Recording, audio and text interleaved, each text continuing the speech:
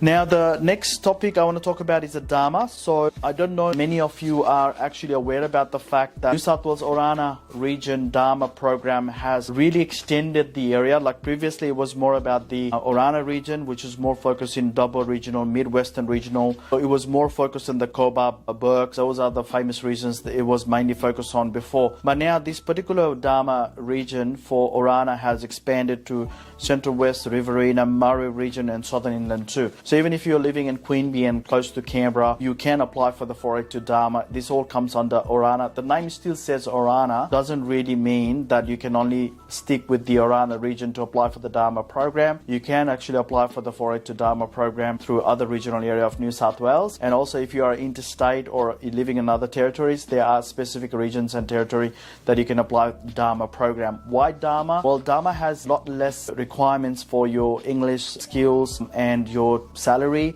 So there are concessions available for the occupation. And also if you require a skill assessment, there is a special arrangement that is done through the authority like VETASES. For South Australia, we can do it from South Australia state government itself.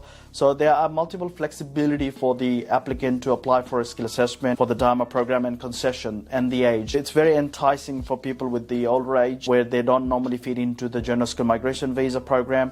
So the Dharma program is something that you need to look forward to in this new financial year. So the other thing that you need to look forward to is the Grattan Institute recommendation in relation to changing the points test system for general skill migration visa, which was already discussed in my previous videos about the minimum points being 300 and guaranteed invitation pathway for applicant holding 400 points. So that's a great news for people to start looking at those recommendations and start planning your future from now on.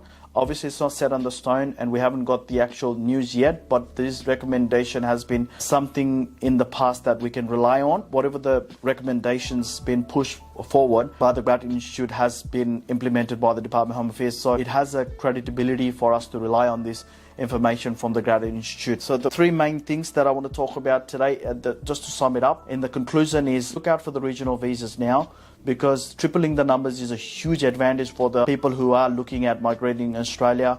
And usually those requirements are a lot less compared to if you're waiting with the higher points for 189 or 190 for direct permanent residency. So the flexibility is there for you. Look for the Dharma, look for 494's employer sponsorship visas. And also skill in demand is another big topic that we'd like to discuss, is the fourth one. So skill in demand is something that is approaching soon, as we know that if you are working in a nominated occupation and if your occupation is in the list, which we call as a consolidated occupation list, CSOL list, then you can apply for the visa that will allow you to stay in a country for up to 4 years. There are some news that is floating around.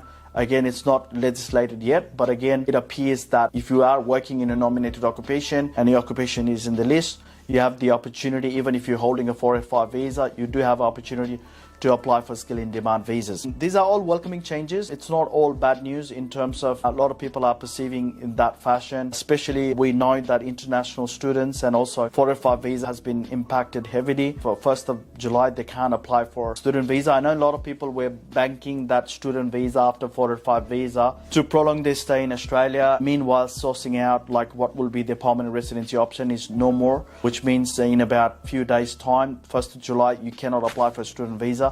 So you also have to start thinking about your longevity in terms of what you can do to stay longer, and then also tap into these fantastic visas that's going to come in the future. Now, although it may seem like the permanent residency pathway is not available right now, but what this government is doing is they are making certain areas easier for migrants to apply for permanent residency, especially for those ones who are already in Australia. So there will be some international overseas pathways as well, but not so much from the international student as being the standalone product, which was the favorite for majority of the migrants to come to Australia. So that is sort of out of scope for now, for time being. But again, in future, that might open up again. But for now, these are the areas we need to focus on.